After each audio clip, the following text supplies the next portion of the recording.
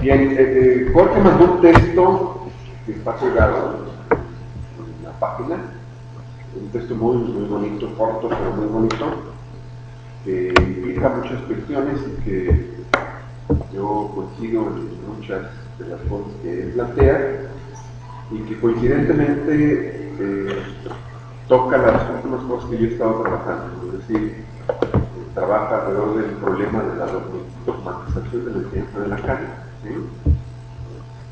Y se centra en este viaje que hizo Lacan un año antes de su muerte a Caracas, Venezuela, donde él tiene y hace toda una serie de cosas interesantísimas que están también en internet. Este seminario está en internet, que vale la pena que lo vean, y donde desde mi lectura abre toda una serie de cuestiones para lo que podemos llamar la canoamericanidad, ¿no?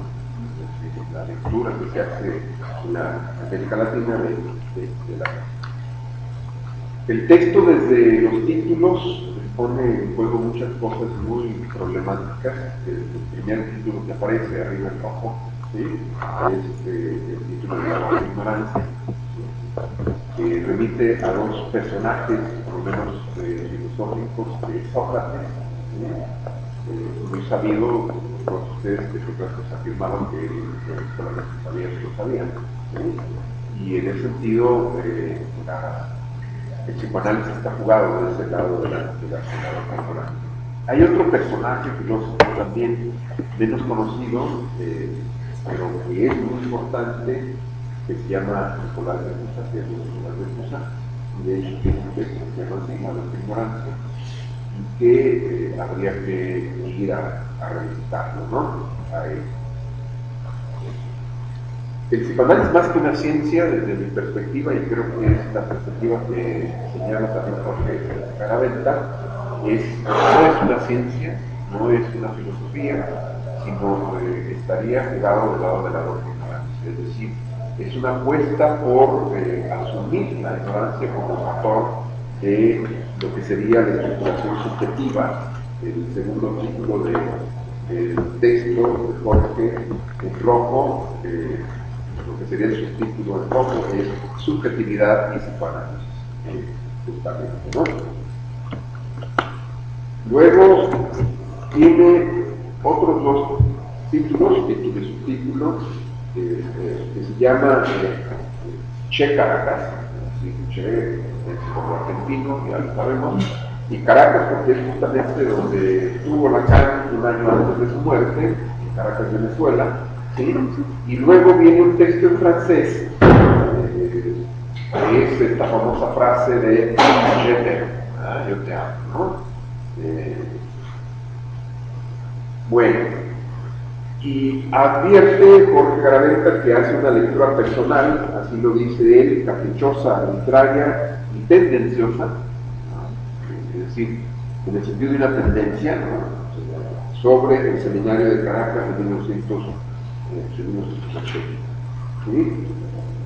Yo voy a regresar después a la cuestión del título, pero a mí se me ocurrió, porque por allí lo afirma de alguna manera,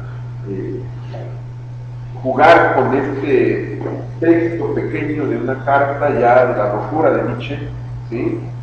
Que le fue tan mal en vida y que se entera de que alguien por allí está dando conferencias sobre él, ¿sí? Y este alguien llevó el nombre de Joseph Pratt, ¿sí? Y a Nietzsche le entusiasma mucho eso, por supuesto, ¿no? Y le escribe ya la locura, ¿sí? Este textito pequeño que estoy citando aquí, ahí está la estampilla de correos que está el 4 de enero de 1889, ¿no? ¿Sí? Y le dice al amigo George, ¿sí? Después de que me has descubierto, no era una gran cosa de encontrarme, ¿sí? Las dificultades ahora en perder, ¿sí? Y yo me pregunto, siguiendo la lectura que hace Garaventa de este seminario tan peculiar de Lacan, si no nos convendría perder a Lacan y a Freud también, en el sentido que lo está planteando Nietzsche aquí. Es decir, pues, hay que desprenderse de los maestros también, ¿no? Que Como el padre. ¿sí? El padre, si es que uno quiere inscribir su nombre o hacer algo en otro registro distinto al del mero seguimiento del padre, ¿no? O al de la mera revelación contra el padre. Pues desde esa perspectiva, me parece que este ejercicio no se ha dado del todo, ¿no? Y no se ha dado del todo porque de alguna manera la institucionalización del pensamiento de Lacan y en alguna medida también la dogmatización tiene que ver con la cuestión de la herencia legal del discurso de Lacan. Es decir, Jacques Alain Miller ha servido ahí con todo lo valioso que sea lo que nos ha puesto a nuestro servicio de obstáculo. Es decir, el control de la obra, el decidir cuándo le dicta, el decidir cómo le dicta, y nos llega esta obra editada por Jacques Alain Miller como si fuera la verdad. Y nosotros confiamos en ello porque él es el único autorizado a hablar de la obra.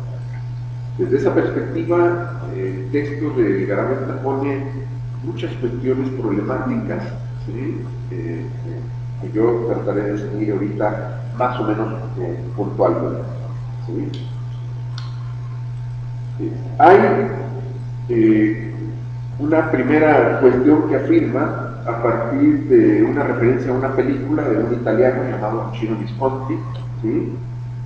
Donde el personaje central de esa película, y Jorge dice, muchos lacanianos estarían sentados allí, ¿verdad? Dice, hay dos maneras de ver las cosas, dice el personaje, la mía y la correcta, y las dos son las mismas, ¿no? La única manera, como yo veo las cosas, es la correcta, ¿sí? Entonces, desde esa perspectiva, ubica allí a Isabel de Molinesco en alguna medida, ¿sí? Habría que ir ahí a esta cuestión de esta biografía, ¿no? También, Jorge trata de ponerse en una especie de lugar distinto a dos lugares muy petrificados, de llamaré así, que es por un lado el lacanismo, ¿sí? Y por otro lado el dogmatismo lacaniano, ¿no? ¿Sí? Y se adhiere en alguna medida desde la entrada a un grupo que se llamó Grupo Poslacaniano y que tenía como lema ni sin Lacan ni solo Lacan. Es decir, hay que trabajar con Lacan, pero no solamente con él. ¿Sí? Luego nos plantea la cuestión de lo que implica en el psicoanálisis, ¿sí? Un alineamiento de carácter político y o una ruptura, todo ello en el terreno de la política, y se pregunta si todo esto se reduce a meros manejos de escuela, ¿sí? Es decir, todo el problema de la institucionalización, todo el problema de la política en psicoanálisis, si puede reducirse a meros manejos de escuela. Yo todo esto último lo estuve trabajando también y es algo en lo que estoy ahorita preocupado por todo esto que estamos gestando después de este doloroso fracaso de real, fracaso relativo. A partir de ahí me surge una pregunta que yo ya he hecho aquí de múltiples maneras. ¿Por dónde pasa la cuestión teórica? Es decir, ¿qué relación hay entre funcionamiento político y manejos de escuela y lo que es la cuestión teórica? Al final del texto, Garaventa va a insistir mucho en la cuestión clínica, es decir, porque tendrá que orientar la teoría del psicoanálisis, tanto desde la perspectiva de Freud como de Lacan, es la clínica. ¿Sí? Y allí él trata de resaltar en esta lógica de ni sin Lacan, pero no solo con Lacan, ¿sí? Lo que él llama aportes individuales de algunas singularidades muy peculiares dentro de escuelas y corrientes distintas que él sostiene que no pueden dejarse de lado, ¿sí? Todo esto implica varias dimensiones. El texto es muy corto, son 7 cuartillas con toda la bibliografía, pero todo esto implica varias cuestiones que, por supuesto, aquí no podemos desglosar punto por punto, porque primera cuestión en la que está jugando todo esto es la historia misma del psicoanálisis a nivel de Freud, ¿sí? Lo que pasa con el psicoanálisis en Argentina particularmente, ¿no? Y por supuesto lo que pasaría con el psicoanálisis en México, es decir, la historia del psicoanálisis en México, y todavía más singularmente, cosa que aquí prácticamente no se ha hecho nada. A mí me han llegado algunas cosas ahí alrededor de la gente que está ocupada aquí en el psicoanálisis, que es el psicoanálisis en Guadalajara, ¿no? Fui partícipe de un grupo, ¿no?, que se llamó Grupo de Estudios Sigmund Freud, ¿sí? Y allí fue donde yo inicié el trabajo propiamente del psicoanálisis, ¿sí? Y bueno, uno de ellos me marcó, que es Hans Zettele, ¿sí? Y me han llegado algunas cosas a partir de Raúl Páramo, ¿sí? Creo que tiene cosas interesantes que está pensando alrededor de esto, ¿no? Eso a través de Esteban, ¿no? Ya saben ustedes que Esteban, quien hizo la tesis sobre la historia del psicoanálisis, ¿no? Y entrevistaron entre uno de los personajes importantes justamente a Raúl Páramo, ¿no? ¿Sí? También hay una relación ahí compleja que tampoco puedo detener entre marxismo y psicoanálisis, ¿sí? Que habría que retomar con todos los detalles. Pero Jorge nos dice que en los debates, ¿sí?, no todo se reduce desde la perspectiva de él al narcisismo de las pequeñas diferencias, ¿sí? Es decir, en los debates del psicoanálisis no podemos nosotros cometer el error de pensar que lo que está ahí jugado es siempre el narcisismo de las pequeñas diferencias, ¿no? Con respecto a esto, él establece un posicionamiento muy claro, muy suyo, y que yo comparto en gran medida, con respecto al famoso retorno a Freud, ¿sí? Y dice dos cuestiones fundamentales con respecto al retorno a Freud, ¿sí? Saben ustedes que este fue la bandera política, ¿sí?, de Lacan en su lectura del psicoanálisis. Y Jorge nos dice, y creo que tiene mucha razón, que este retorno es en realidad un retorno, ¿sí?, al sentido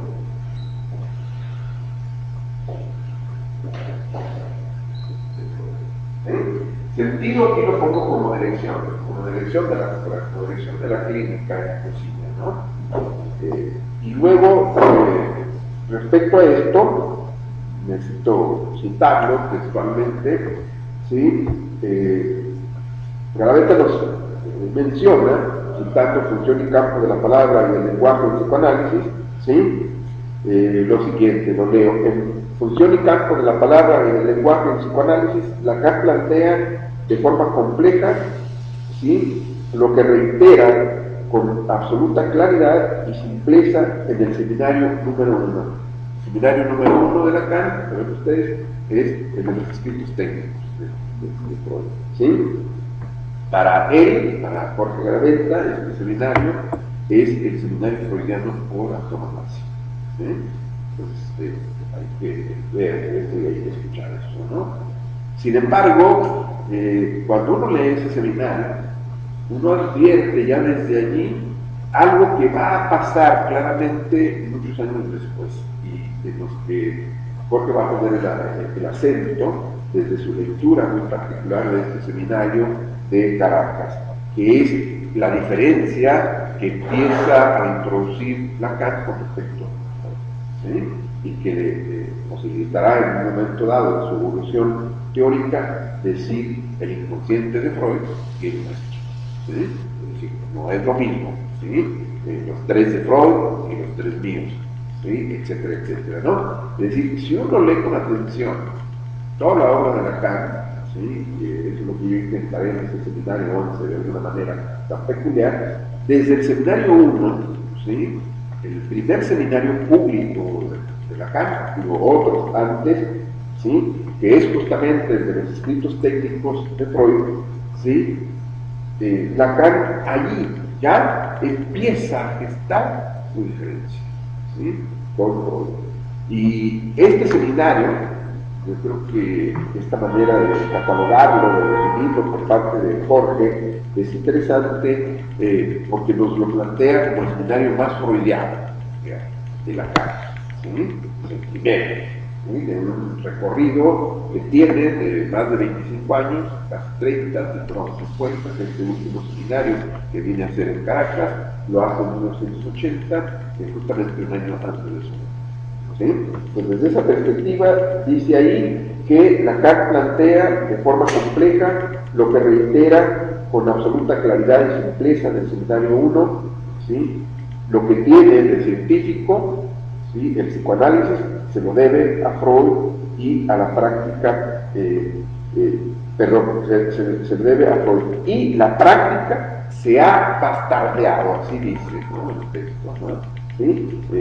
Se ha hecho bastarda, se ha bastardeado, ¿sí? A tal punto que lo que era un elemento de crítica y cuestionamiento personal se ha trucado en alianza a la adaptación, ¿sí?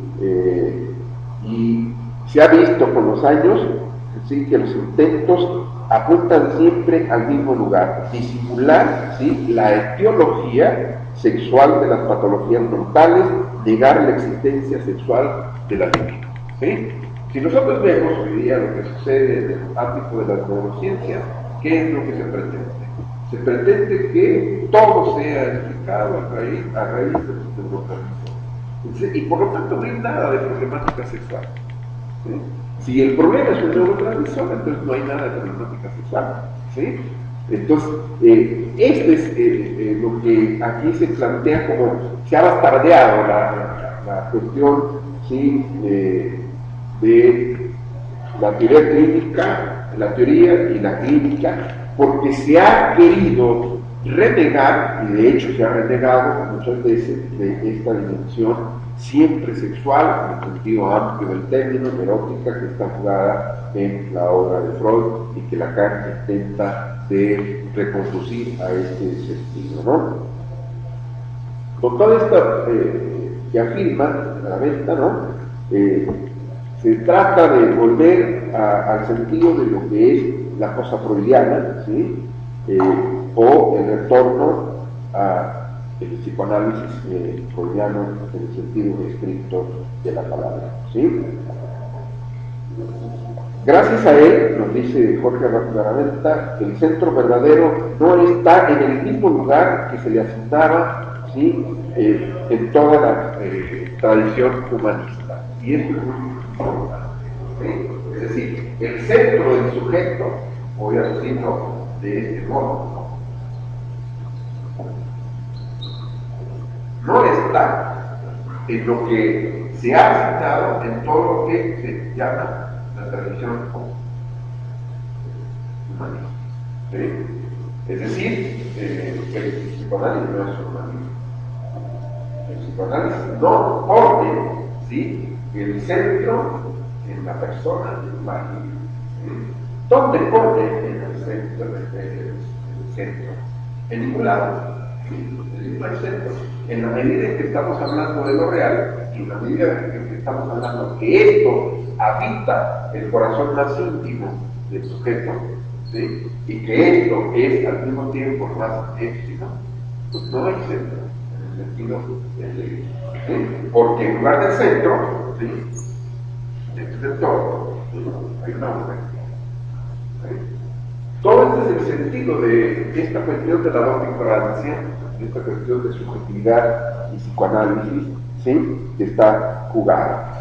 Por eso, el problema que está jugado aquí también, y en esto también nos llama la atención Jorge, es el problema de la verdad, ¿sí? Pero de la verdad, por fin, cuestionada, ¿sí? Porque, a pesar de que verdad esté cuestionada en sí, no haga centro. Sin embargo, Jorge nos advierte que todos estamos implicados de alguna manera en el tema de la verdad, en la medida en que todos estamos habitados por una verdad muy singular, que es la que constituye no nuestro centro, ¿sí?, sino nuestro descentramiento. Entonces, en esa perspectiva es que él se coloca de manera muy bien contra toda esta pretensión contra la que se lanza Lacan duramente de lo que él llama, citando a Lacan, la dimensión bastarda del psicoanálisis o el bastardeamiento del psicoanálisis, en la medida en que justamente lo que pretende quitarle es toda la dimensión sexual que hay en la teoría y por supuesto en la teoría. ¿Sí? Entonces, de esta perspectiva, ¿sí?, es que estos escritos técnicos juegan un papel muy importante. Pero nos dice más todavía, ¿sí? Dice algo muy interesante que uno no puede estar de acuerdo en esto. Dice: no hay trabajo de Freud donde no se hable de técnica.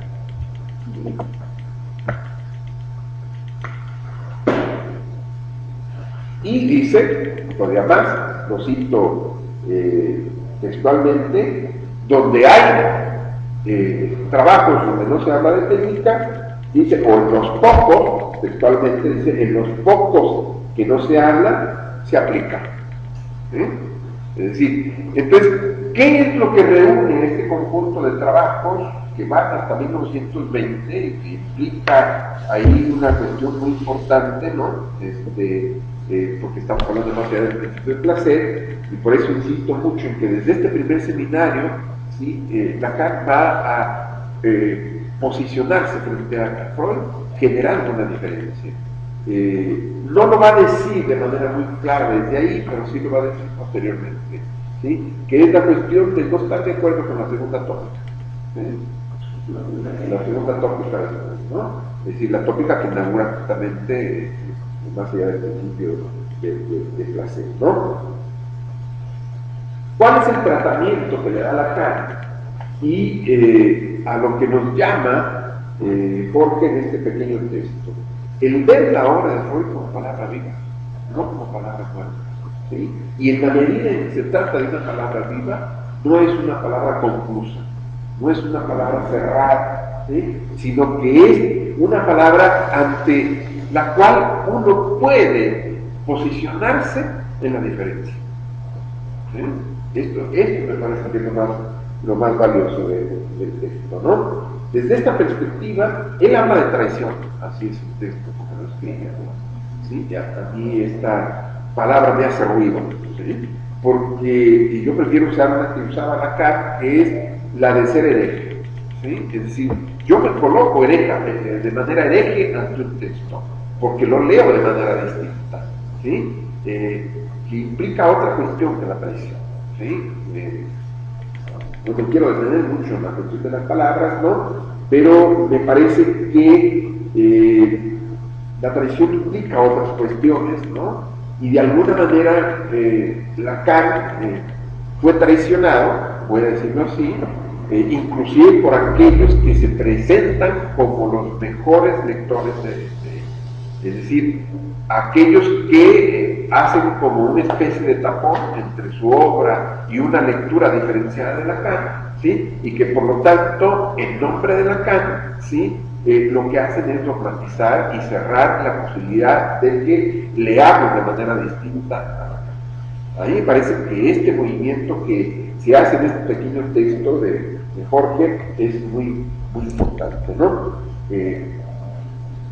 Y aquí Lacan, finalmente, como Freud, también se juega por toda una dimensión institucional, ¿sí? Se porta de manera ambigua en Caracas, particularmente en el seminario de Caracas, porque nos dice Jorge, allí viene y dice ambiguamente lo siguiente, y esto es algo muy conocido y muy citado, ¿sí? Yo soy freudiano, ¿sí? Si ustedes quieren, se hagan cambiar, ¿sí? Pero dice, porque en este acto, ¿sí? Finalmente es una enunciación de carácter performativo. Lo que hace es Lacan abrir a otra lectura, pero esto no se ha escuchado del todo, sino que lo que hace es, en ese acto, oficializar a los representantes del lacanismo, ¿sí? Que tenían el pasaporte directo a París y lo tenían sellado y listo para ir a París, ¿no? Y bueno, ¿cuántos de aquí tenemos pasaporte de París? ¿Verdad? Entonces, esto implica una relación de poder, finalmente, algo del orden del poder, porque estos representantes, ¿sí?, se toman a la letra la representación del lacanismo acá en América Latina, ¿sí? Y por ahí es donde se cuela otra vez la dimensión del dogmatismo. Yo quiero contarles de manera muy rápida, no he viajado mucho por el mundo, no porque no me guste viajar, ¿sí? Sino porque no tengo pasaporte sellados y abiertos, pero he estado en París, fui a París, ¿sí?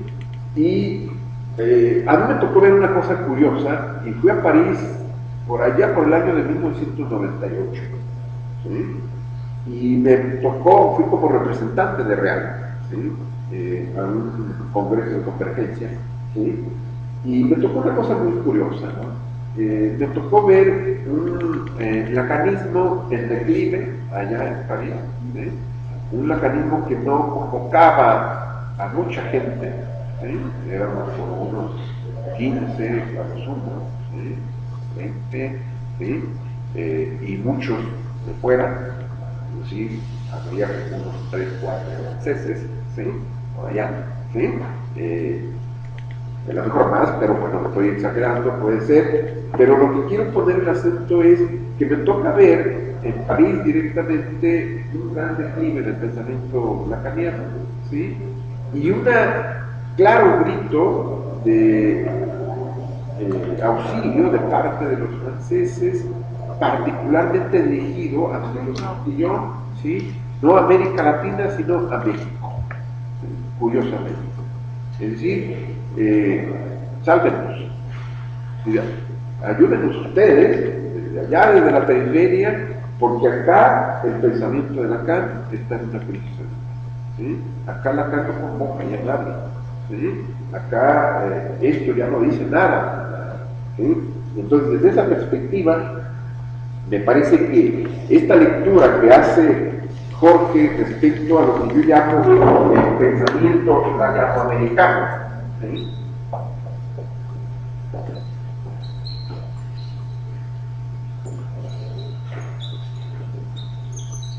¿Sí? Es muy interesante. Él se detiene inclusive por qué viene Lacan tan tarde acá, ¿sí? Y llega a decir algo muy fuerte, dice, perdió el tiempo allá en América del Norte, ¿sí? Y después viene muy tarde acá, a América del Sur, a ver qué salva, ¿sí? Y me parece que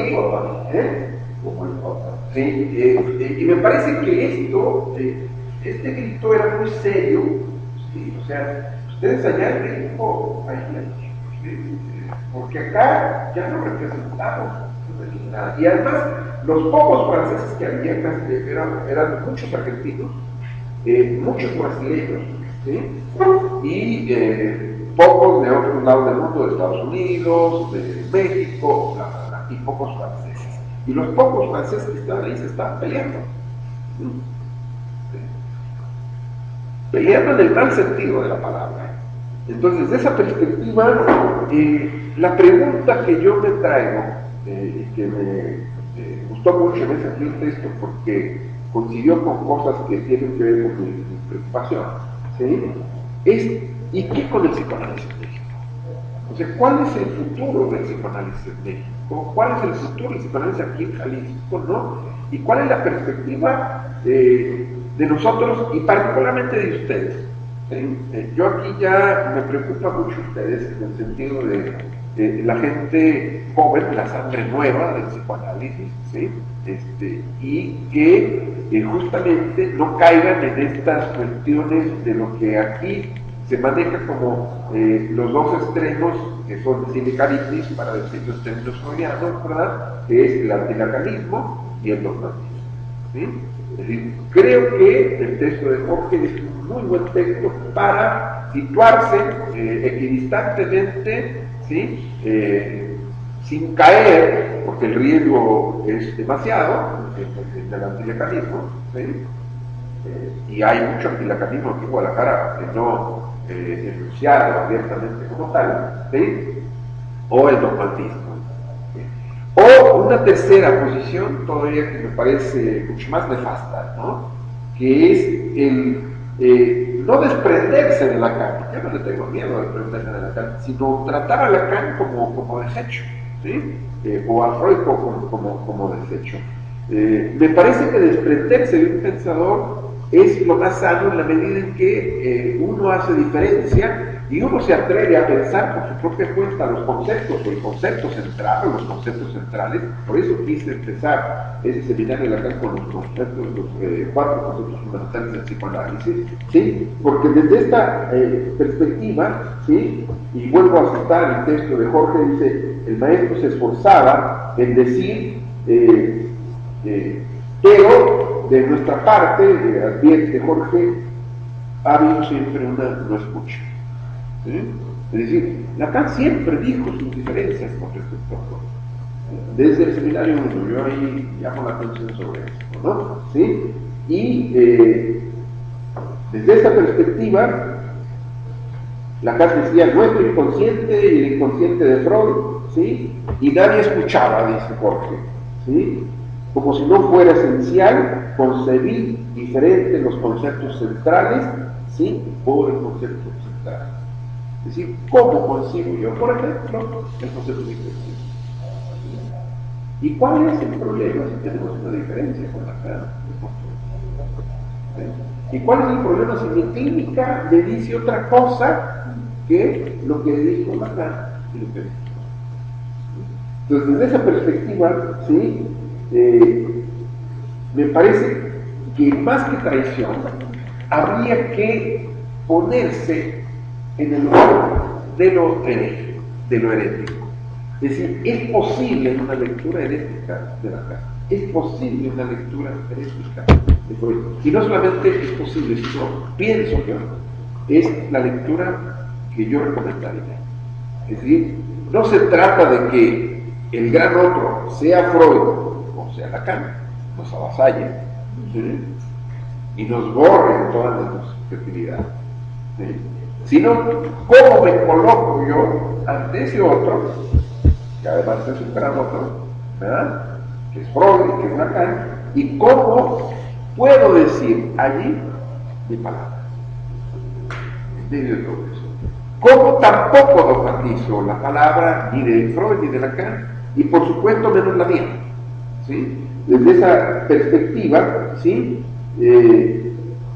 Hay una pregunta con la que cierra el texto, insisto, es un texto muy corto, pero de muchas consecuencias, que justamente nos obliga a repensar el lugar que tiene Jacques Saladier. ¿Quién tiene la verdad sobre la palabra de Lacan? Se plantea esta cuestión, Jorge Garagata, ¿no? Y cuando vemos una palabra dosificada, una palabra que nos es entregada a cuentagotas, ¿sí? Por las razones que sean. Y yo incluso aquí he venido a decir que la verdad entiendo el lugar tan incómodo de Jacques Saladier cuando trabaja sobre el eufemismo Lacan, porque le ha replanteado muchas cosas del mismo, pero de todas maneras, ¿sí? El gran imaginario que hay que romper ahí es que en la medida en que él tiene la legalidad de la palabra de Lacan, entonces esta legalidad es por sí misma legitimidad, cuando no es así, ¿sí? La legitimidad atraviesa por otro lado, ¿sí? Y atraviesa por la capacidad de pensar en el sentido de darle un lugar al inconsciente. Es decir, no en el pensamiento racional, no en el pensamiento filosófico, no en el pensamiento científico, sino en el pensamiento, me regreso al inicio del texto, de lo que él llama la docta ignorancia. Es decir, el psicoanálisis es una pasión, ¿sí? Pero no es una pasión de la verdad, no es una pasión de la ciencia, ¿sí? sino es una pasión de la doble ignorancia. ¿Sí? Y es una pasión de la doble ignorancia porque si nosotros hacemos caso de los 4 discursos, lo he trabajado aquí, ¿verdad? Justamente el sentido de Freud es el sentido que Lacan siempre marcó como la dirección de la cura. Y ese sentido, esa dirección de la cura, es poner en la casilla del lugar de agente, izquierda, ¿sí? Arriba, ¿sí? Estoy hablando de los 4 discursos, la cuestión del objeto A como causa del deseo. ¿Sí?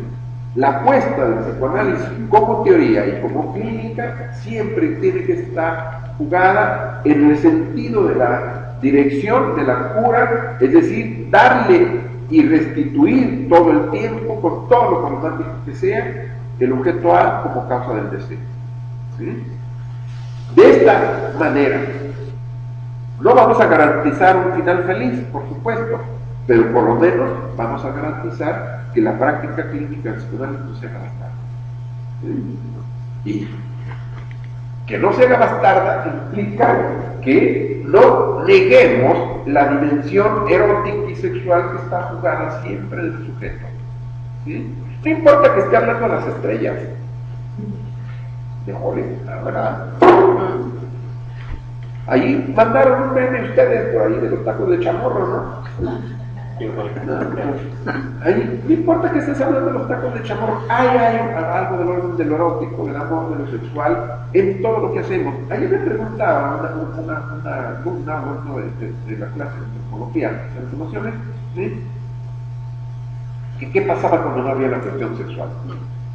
¿Sí? Pues dije, pues está ahí, pero está solimada. Está jugada por... no es que no esté. ¿Sí? Entonces, no caigamos también en el error de pensar lo sexual como equivalente al erótico. ¿Sí? Y platicaba una película que lamentablemente no conozco, es la película que ganó el Oscar, la película extranjera, es una película polaca, y una mujer que después de tener relación sexual prefiere ponerse el hábito de monja. Y yo le dije, ¿tú crees que ahí no hay una decisión sexual? ¿Sí? Hay que ver a de todo lo que está jugado y luego de que se entrega al Señor, ¿no? Y bla, bla, bla. ¿Sí? Entonces, en esta perspectiva, esta pregunta final, ¿sí? ¿Qué tiene la verdad sobre la palabra de Lacan? Ni siquiera Lacan,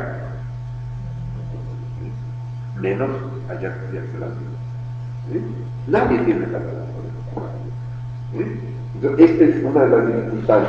Entonces, el texto tiene una serie de aciertos desde las titulaciones en plural, ¿sí? Docta ignorancia, remito a Sócrates y a Nicolás de Cusa, subjetividad y psicoanálisis, todo lo jugado en el psicoanálisis siempre está del lado de la cuestión del sujeto, de la cuestión de la subjetividad, ¿sí?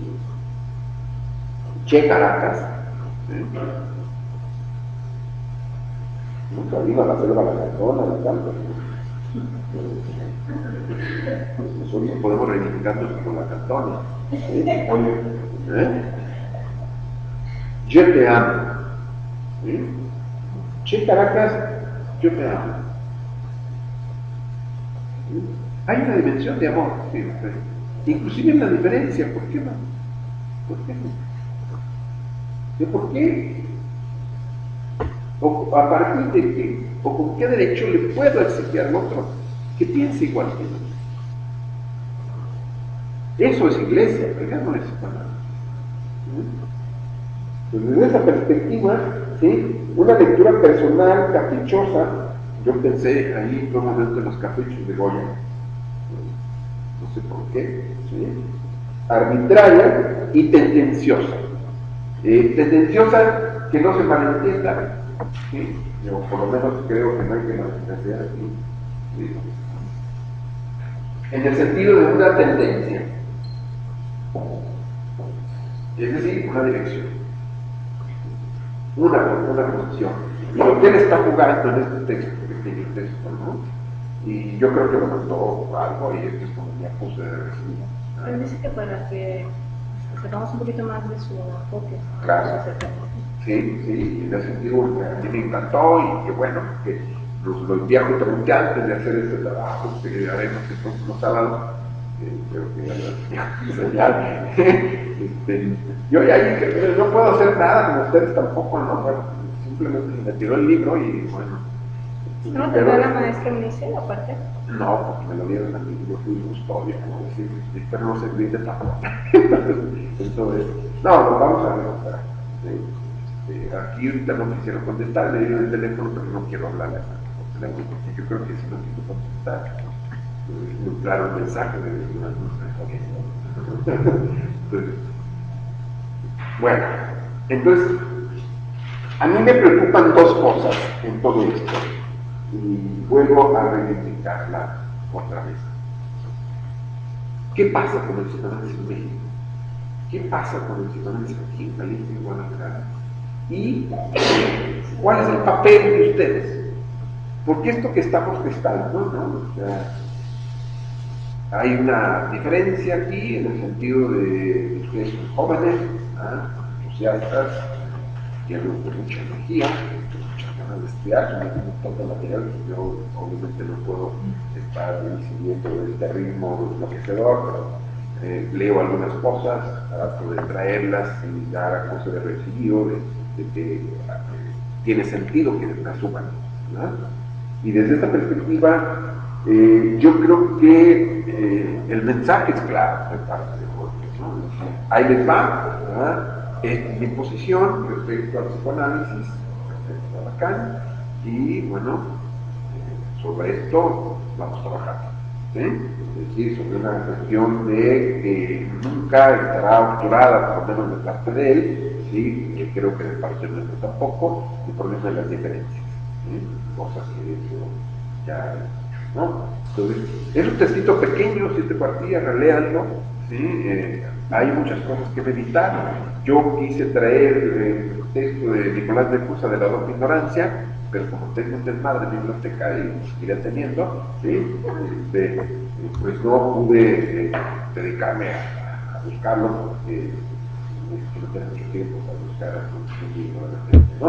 Entonces, pero no sé si lo puedan encontrar en internet, ¿sí?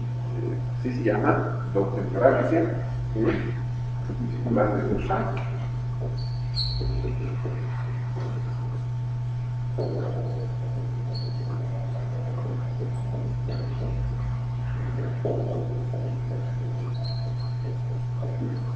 En latín, ignorancia, ¿sí?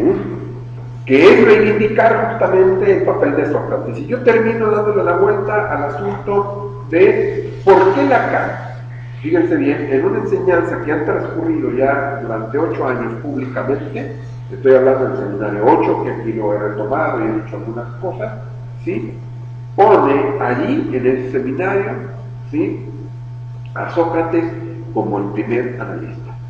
¿Sí? Y nadie ha retomado esta cuestión, ¿sí? Con todo lo que implica, ¿sí? Y se remite a este pasaje preciso donde justamente ante una demanda de amor, ¿sí? La de Alcibiades, que le andaba haciendo la lucha por llevarse a la cama y por fin lo logró, ¿sí? A Sócrates, ¿sí? Y cuando lo tiene en la cama, obviamente le lanza el chon, o mejor dicho, ya estaba el chon. y el otro dice, pues ¿sabes qué? Lo que tú quieres, yo no te lo puedo dar. Entonces, ocúpate de tu deseo, ¿sí? No sé, habré que ver, ¿no? Habré que ver. Yo creo que se coloca más en este lugar de analista, ¿no? Y coloca a Alcibiades en el lugar de analizar. Es decir, lo que tú me estás pidiendo, yo no te lo puedo dar, entonces pregúntate por él, por todo eso. Y Sócrates hace una disquisición ahí sobre la copa llena y la copa vacía. Y finalmente resignifica todo el sentido del banquete de Platón, porque el motor de toda la teoría del amor de Platón allí es justamente la falta. Pues me parece que si nosotros amarramos todo esto a partir de este textito pequeño de Jorge, que la verdad es genial, ¿sí? y sin tantas pretensiones, además, pero muy problemático el texto, ¿no? Entonces, creo que apunta todo a un buen trabajo con él, a una buena colaboración y a de entrada a que manifestemos nuestras diferencias. Y de eso se trata. Me preguntó que qué tanto sabíamos o conocíamos el tema de feminicidios. Yo no mucho, no te lo digo. Están aventados estábamos. Pues bueno, hay algún conocimiento por acá, no somos expertos, pero sobre todo por toda esta discusión que se está dando hoy de que Jalisco ocupa un lugar terriblemente importante en las estadísticas, ¿sí? Y cada vez es más aguda la violencia hacia las mujeres. No podemos recordar la página de Proceso, una chica de Chiapas de 17 años tirada ahí en la basura, puede haber sido violada, ¿no? O sea, y el otro día alguien entró, y creo que era una mujer, no estoy seguro porque no la vi en la nota, pero alguien entró en la escuela y aventó así una niña de 8 años en una escuela. Empiezan a pasar cosas terribles que implica esto que está sucediendo en el momento actual de la estructuración de los nuevos clases sociales a partir de esta cuestión de lo que en ese diálogo sobre arte que hubo con él es el lugar del desecho, ¿no? Es decir, la sociedad actual como una sociedad generadora de desechos y donde a todos nos trata como desechos, a todos. Y bueno, focalmente los jóvenes. Y no se la basura. Ahí está, cabrón, véngase al carretón. Y les tocan puertas, ¿no? Por nosotros. Hay una película muy bonita, yo se la recomendaré muchísimo, es una película muy profunda, es como una asociación con esto de la basura. Es bellísimo y es una película que tengo muchas ganas de escribir. Empezó hablando Jorge Peraver con una película que se llama Érase una vez en América, no sé si alguien la conoce, es de Sergio Leone. Desde mi punto de vista es la obra maestra de Sergio Leone, ¿sí? Es la historia de la mafia en Estados Unidos, su colaboración con la política tiene mucho que ver con el momento actual, ¿sí? Una banda de mafiosos, dos amigos íntimos, como uno traiciona al otro, por eso usaba la palabra traición, ¿sí? Y como al final este que traiciona al otro lo contrata para que lo mate porque el único que lo puede matar es ese que traicionó. Y la lección ética que le da al final el personaje ahí es increíble, porque le dice, había trabajos que nosotros aceptábamos, los trabajos que no, este es uno de los que debemos aceptar, ¿sí? Y por lo tanto, le deja la pistola y le dice, nos vemos. Al amigo que yo conocí, lo veo hace mucho tiempo, ¿sí? ¿Sí? El final es algo que solamente se puede ver en el cine. ¿Por qué? Porque se sabe el personaje es sobretenido, ¿sí? Y el otro, ahorita se escapa, el excelente también, al que iba a matar al sobretenido, ante esa situación de que el amigo no lo mata porque demuestra en acto una posición ética, ¿sí? El otro, el cristiano, el traidor, se sale y lo que hace es arrojarse a la torta de basura de los para que lo pongan. Entonces, en ese sentido, me parece que vamos a tener un buen vínculo de trabajo con Jorge, ¿no? Y esta discusión que cae acá con el dedo es un día, yo así la subí a mi muro, un día antes del Día Internacional, ¿no? Curiosamente. Y todo el mundo se va a desgarrar las vestiduras, ¿no? Porque todo el mundo se presenta como feminista y que sí, que bla, bla, bla, ¿sí? Pero vean lo que está pasando, por ejemplo, ahorita en el Estado de México, ¿sí? O sea, el Estado de México es el lugar donde más mujeres están pasando ahorita, ¿sí? es el estado que gobernó Peña Nieto, es al que dejó ahí, pero bien tiene que ver con Peña Nieto y no hace nada, ¿sí? Hay un buen documental aquí que se llama Silencia, justamente, ¿no? La Virgen, ¿verdad? Se llama Virgen. Bien, ¿verdad? Un alumno mío tuvo que ver en la realización, ¿sí? Se llama Lucho Morales, ¿sí?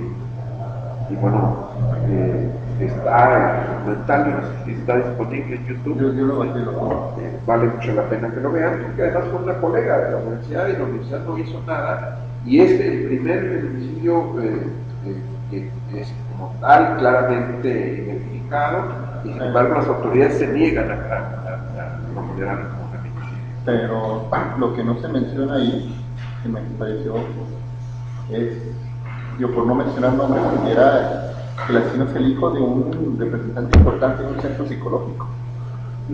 ¿Quién? El asesino. No sabía yo. Y bueno, no es cualquier dato ese.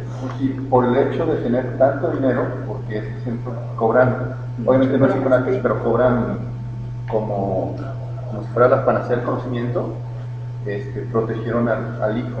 Por eso da la versión de que sí, yo fui, no sé qué, después desmiente y los abogados le dicen, di lo contrario, ¿no? Entonces por eso estaba como muy protegido, porque esta institución tiene muchísimo dinero. Yo ahí lo que le cuestionaba a una amiga, que precisamente es activista, le decía, es que el problema fue que el papá no dejó que el hijo cumpliera la sentencia, pues la condena, o sea, no fue ético, pues, en ese sentido. Yo, claro que dolería, pero fue de mi hijo no. Y puede hacer más daño de repente, sí, ¿no? Porque no era cualquier centro, era un centro. No sabía, y esto, bueno, esto abre una cuestión terrible, porque a veces es ahí en el centro, acuérdense de lugar de Michoacán, mamá, ¿cómo se llamaba? Mamá Rosa. Mamá Rosa. O sea, era un centro de crimen, ¿no? Protegido por el Estado, con el parapeto y la mascarada de la ayuda. Y pocas veces pasa eso.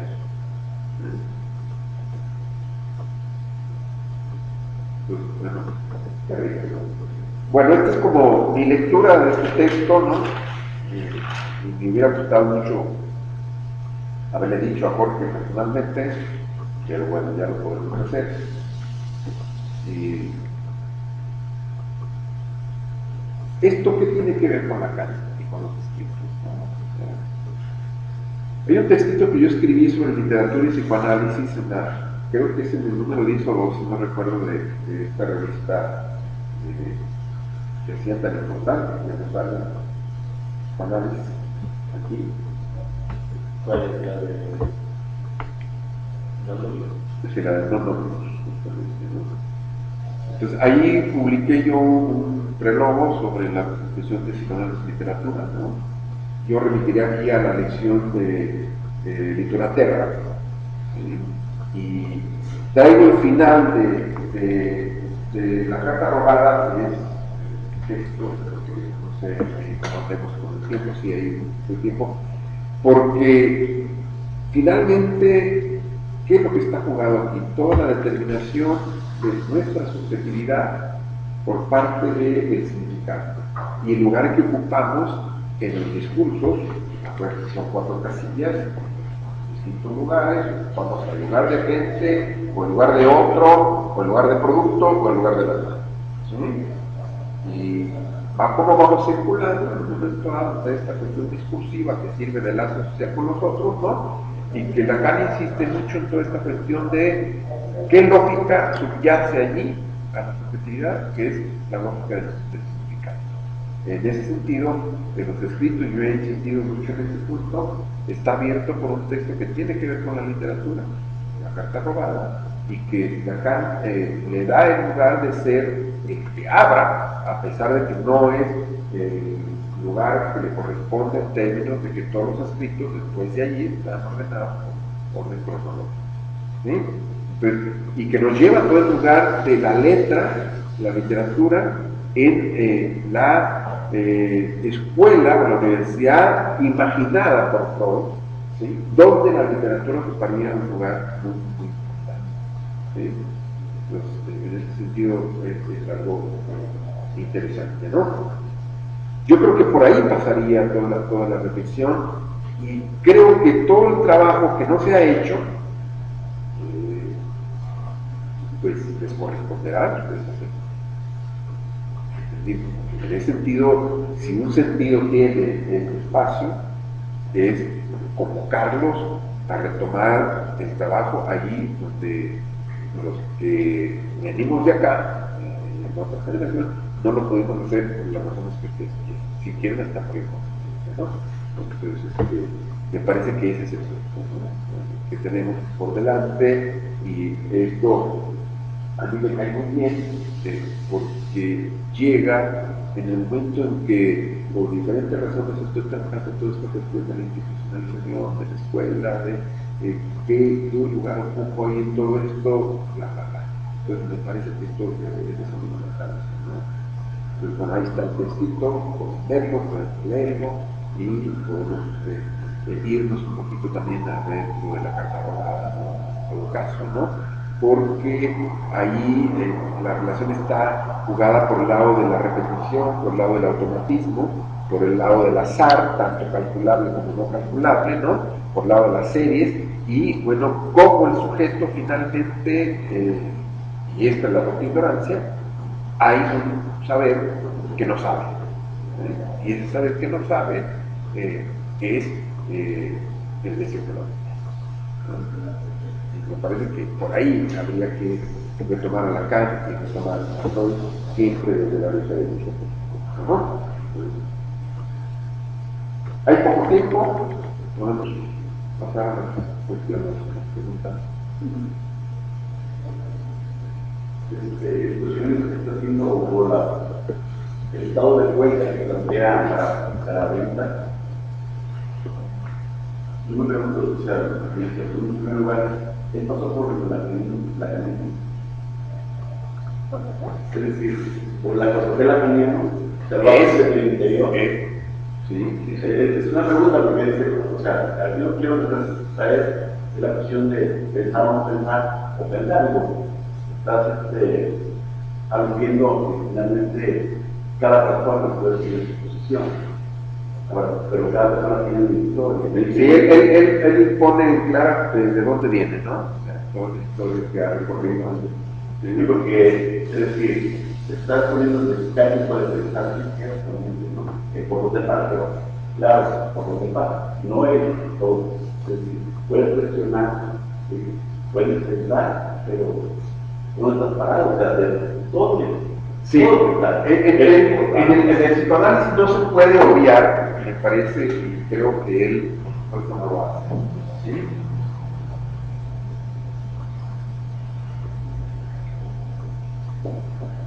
Como la historia de uno, ¿verdad? La genealogía. Y en ese sentido, pues tenemos una historia. He mencionado aquí, por ejemplo, Fernando.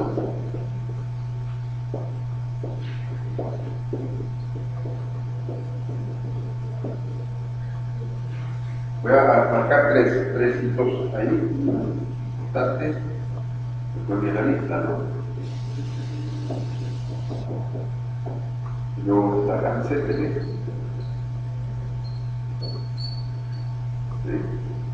que le estuvo con él en el grupo Sigmund y luego con una de por cierto, yo me reencontré, tenía mucho que tengo, casi 2 años que me voy a la gente, ¿no? Desde que viene el 2 de mayo es una buena noticia, ¿no? Ya está asegurado, ¿no? Aunque no lo vean, que sí, pero va a venir hasta el 2 de mayo. Día antes de la Santa Cruz, ¿sí? Entonces, por lo menos esas tres cosas están marcando. No son las únicas, pero son las más importantes, ¿no? el primer seminario de Lacan al que asistí fue un seminario dado por Hans Settel aquí en Guadalajara.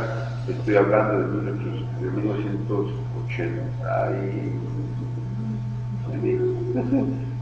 pues no, fue en lo que era el Instituto Goethe en ese entonces.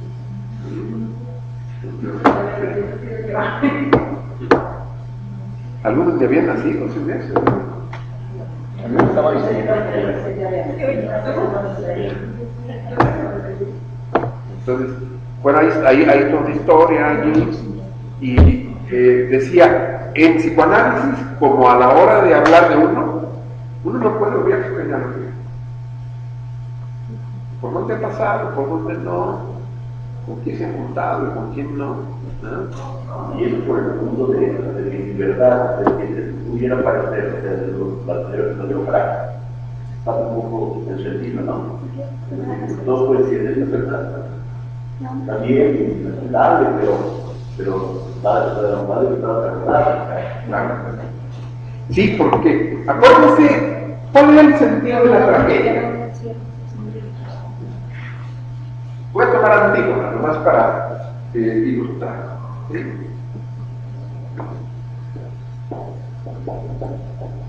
Cuando aparece el personaje en la tragedia, lo que marca justamente la aparición del personaje es la singularidad del sujeto.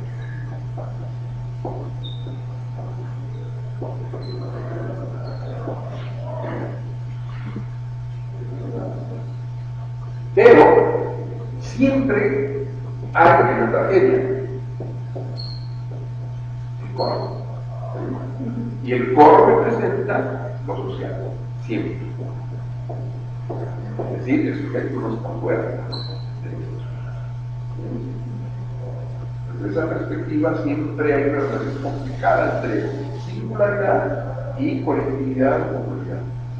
En la que los sujetos, inclusive, a veces para poder llegar a ser lo que es, tienen que confrontarse con esto, con lo colectivo, con lo social. Como en la ópera de Carmen, ¿no? Como en la ópera de Carmen. Salen dos personajes y dice, con los nombres del personaje principal, dice, ¿quiénes es el que están hablando todos, no? Escucha el coro. Sí, siempre aparecen las dos dimensiones, que es o de Carmen, o Don José, o Escamillo, o Micaela, pero siempre está el coro, que representa la colectividad del pueblo siempre, ¿no? Entonces, desde esta perspectiva, en el psicoanálisis esto no es ajeno, ¿no? Tenemos a Freud, tenemos a Lacan, como dos singularidades, no cualesquiera, y tenemos el movimiento del coro del psicoanálisis, ¿no? Donde esto tiene sentido. Siempre es así. No podemos obviar la genealogía, y todos tenemos una genealogía. Es decir, no venimos de la nada, sino venimos de alguien. ¿Sí? Y con respecto a esto, ¿no? Yo le comentaba a Areli, hablando de lo argentino, yo tengo una relación muy peculiar con lo argentino, porque uno de mis maestros de filosofía fue argentino. ¿Sí?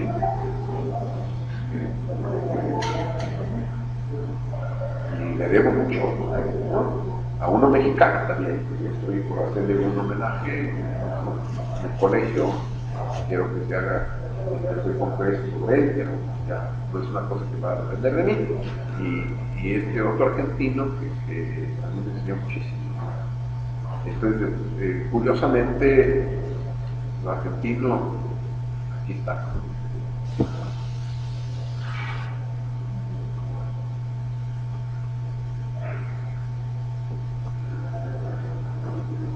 Yo estaba pensando en algo acerca de las escrituras de hasta edificaciones. ¿Hasta qué? Edificaciones. Y es que dijeron algo curioso en una universidad. Y es que hicieron como un nuevo plantel, un nuevo plantel, y haz de cuenta que están todos los salones de metros. Y parece como si fuera un baño, un almacén acá. La escuchas como si fuera un baño, incluso yo lo vinculo como si fuera, ya está, como pues para allá los alumnos para cada desde que entran, así que así. Y ese más ¿Eso dónde? Es donde yo estaba, por el nuevo edificio que hicieron parece, de hecho los salones parecen baños, Los ponen azulejo blanco. Sí, así que sí. Y ese me hace muy fuerte. Claro, aquí no hay tiempo para hacer todo eso, pero la arquitectura determina mucho la manera de ocupar el espacio. Está pensado, ¿no? La arquitectura no tiene bastante ahí.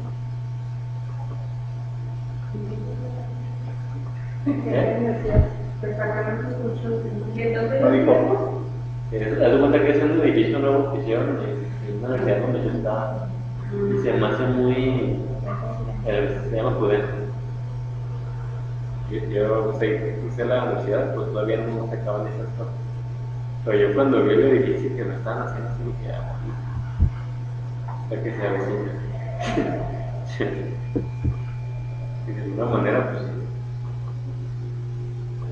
Ahora, yo todas estas cosas que he planteado aquí, de manera muy escueta, porque el tiempo no alcanza, las voy a retomar en el seminario, por supuesto, en el seminario. O sea, hay todo un sentido de por qué empiezo con el 11. Ya lo jugaré ahí en el momento del inicio del seminario, ¿no? Y en el transcurso de cada lección también va a ir jugándose todo esto que he estado planteando, sobre todo de manera en las últimas sesiones, ¿no? Y que tiene también la característica de ser un cierre de esto que estamos por terminar,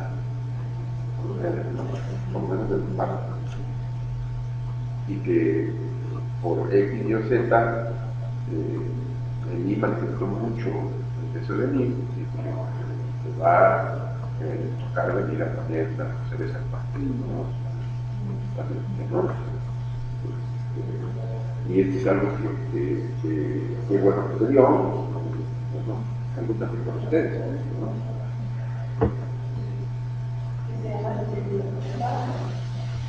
$2 de mayo, el sábado 2 de mayo.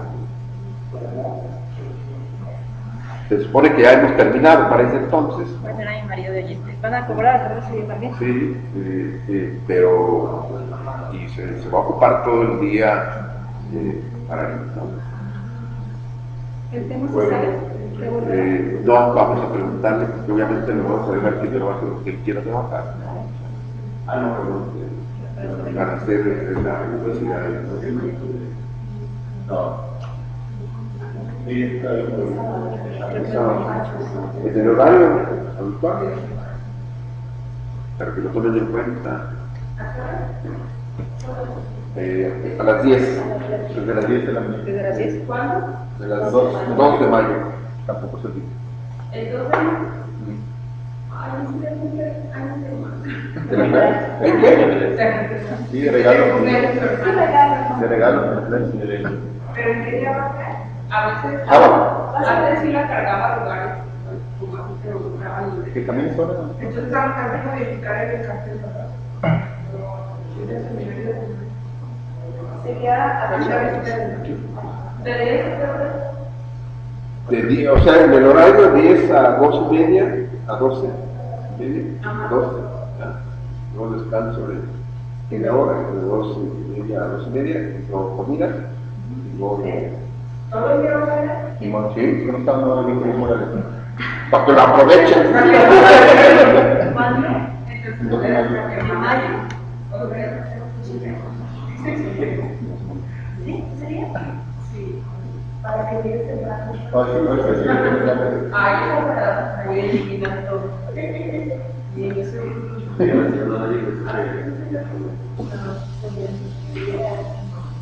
Hasta también leyendo libros sobre marina.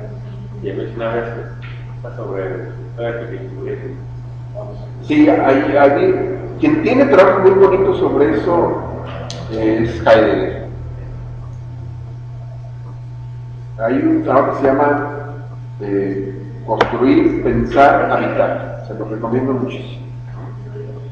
Construir, pensar, habitar.